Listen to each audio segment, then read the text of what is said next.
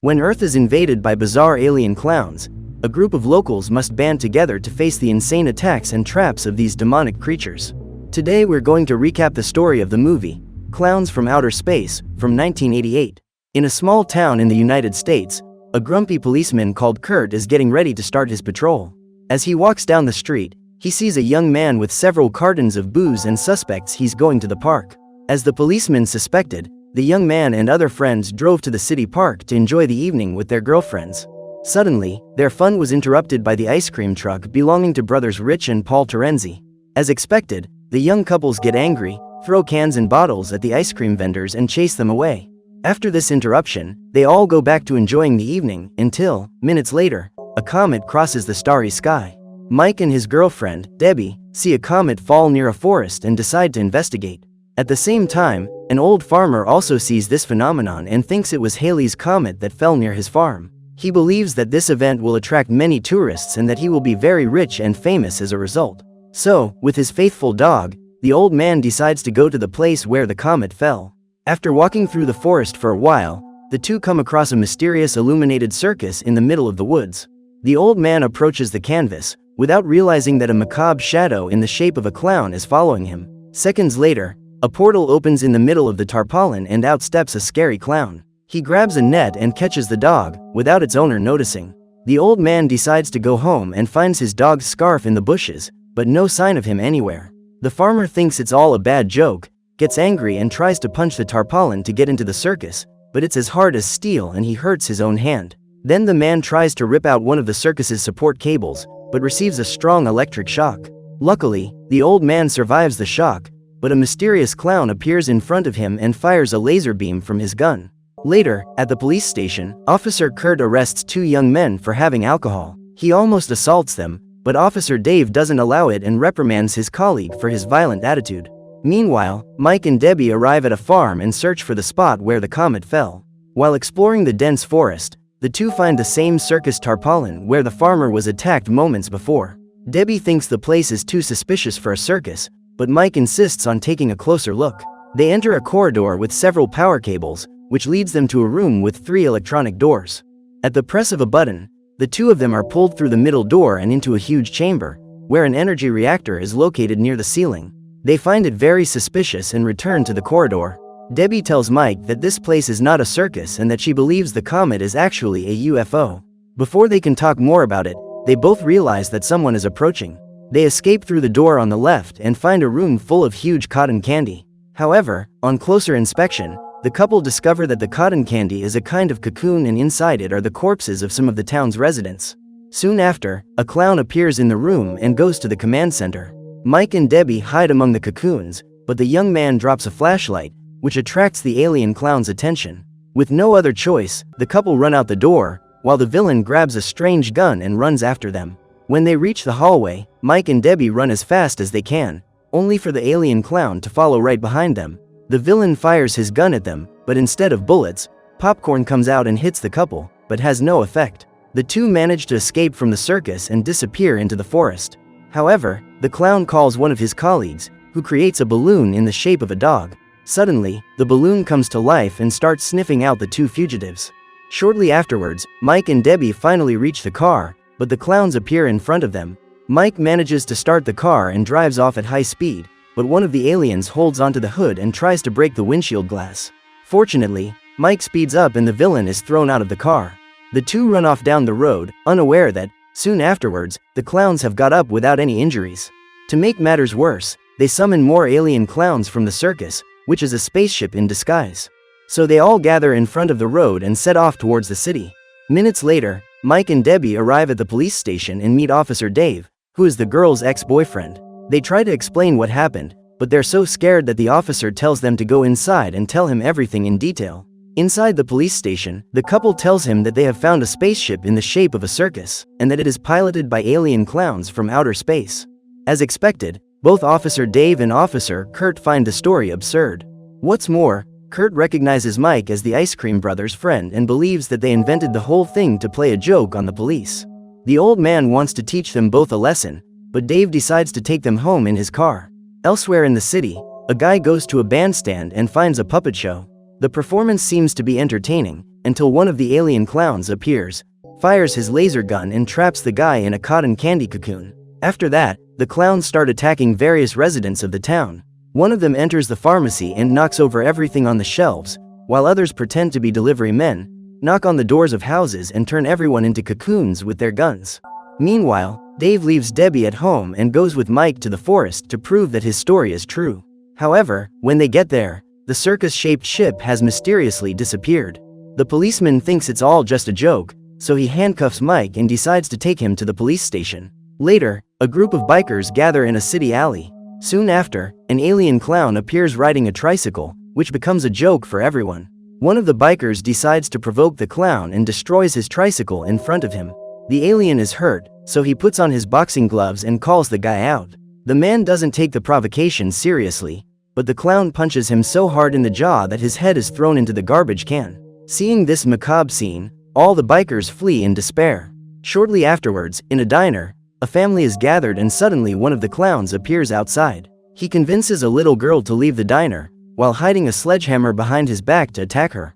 Fortunately, the girl's mother appears before it's too late and pulls her daughter inside, which makes the alien very angry. Far away, Dave drives his car down the road to take Mike to the police station. However, he stops when he finds several abandoned cars in the same park where Mike and Debbie saw the comet pass. While investigating, the policeman finds strange traces of cotton candy inside the cars. Seeing that Mike's story may have some truth to it, Dave decides to let him go and the two team up to find out what's going on. Meanwhile, at the police station, police officer Kurt begins to receive several calls about people being attacked by clowns. The old man thinks it's all a joke and simply ignores the calls. Because of this, the clowns continue to attack people all over the city. One of them gets on an invisible vehicle and speeds off down the road.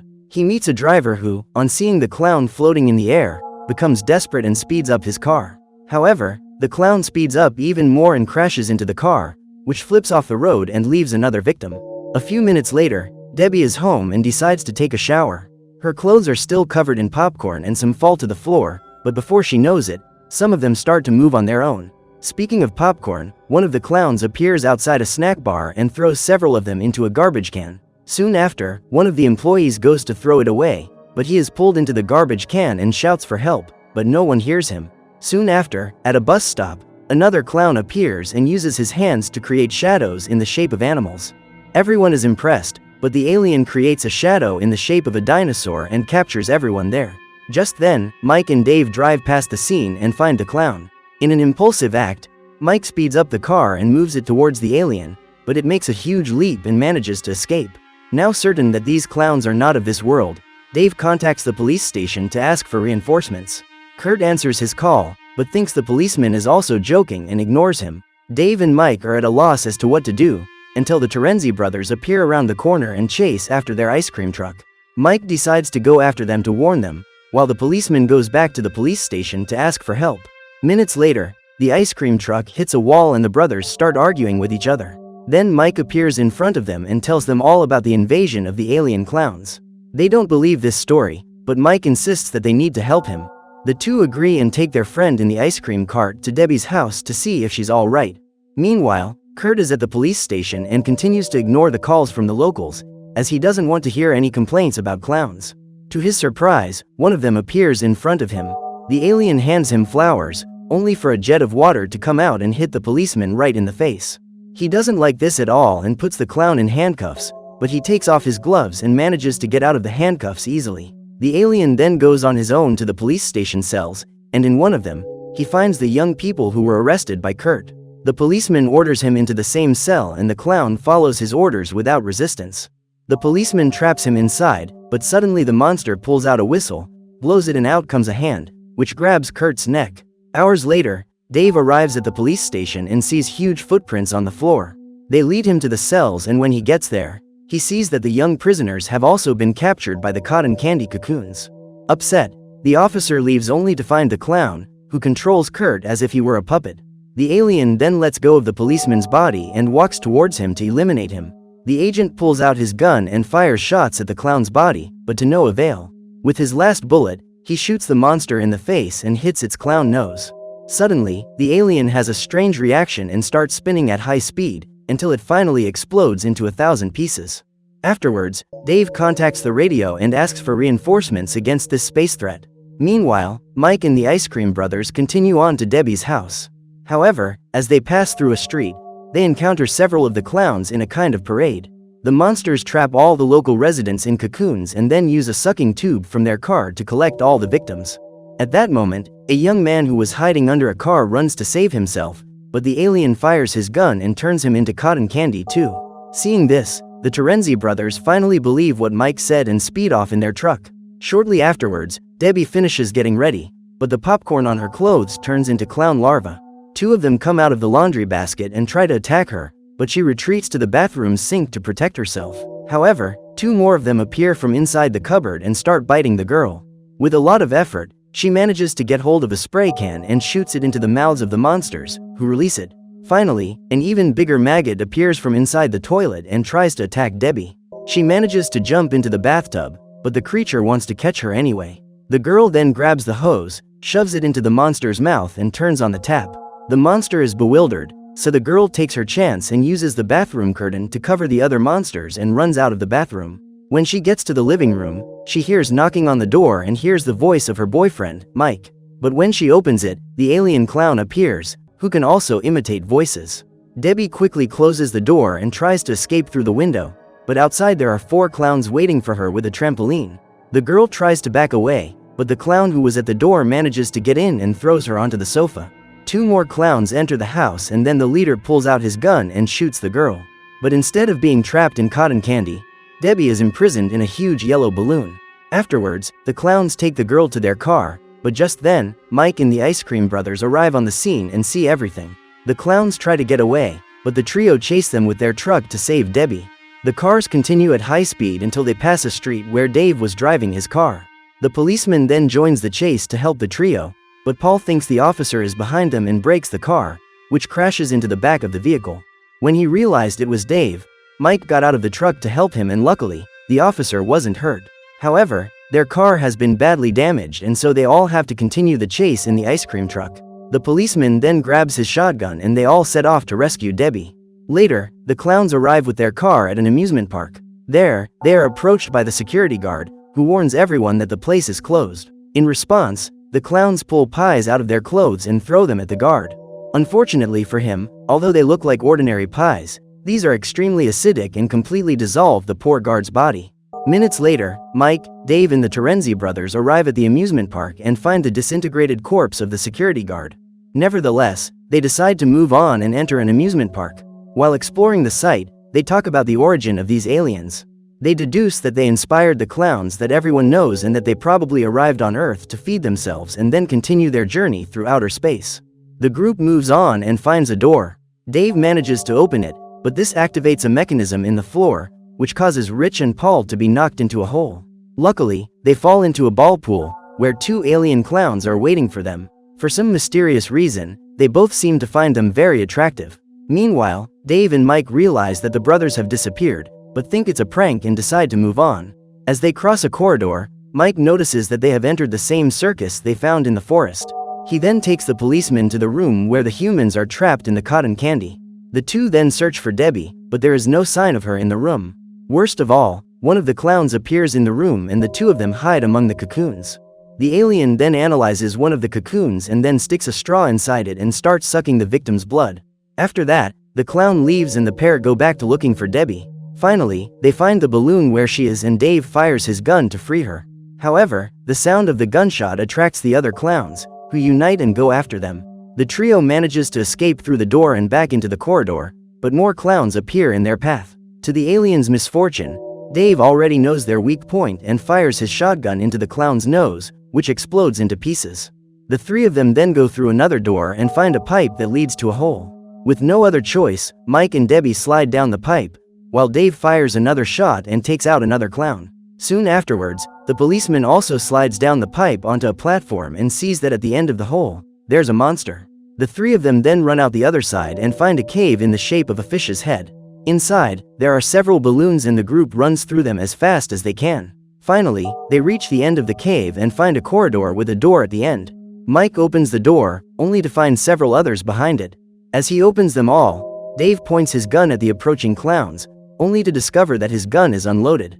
Luckily, Mike manages to open the last door and the three of them escape.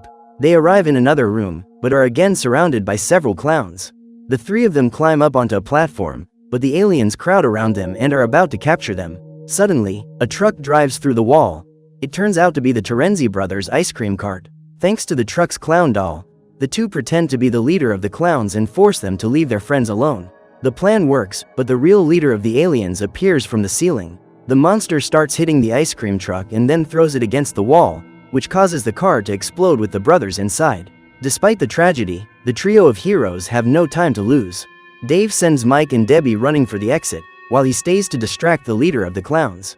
He fires the last bullets from his revolver at the monster, but it isn't hurt and still grabs the policeman. Suddenly, the clown's spaceship prepares to take off. Immediately afterwards, Mike and Debbie run away from the park and find several police cars have arrived at the scene. Meanwhile, the leader of the clowns is about to devour Dave, but the policeman manages to tear the badge off his uniform and uses it to pierce the clown's nose.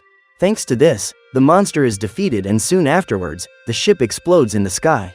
Seeing this, Mike and Debbie are saddened to think that Dave sacrificed his life to save them.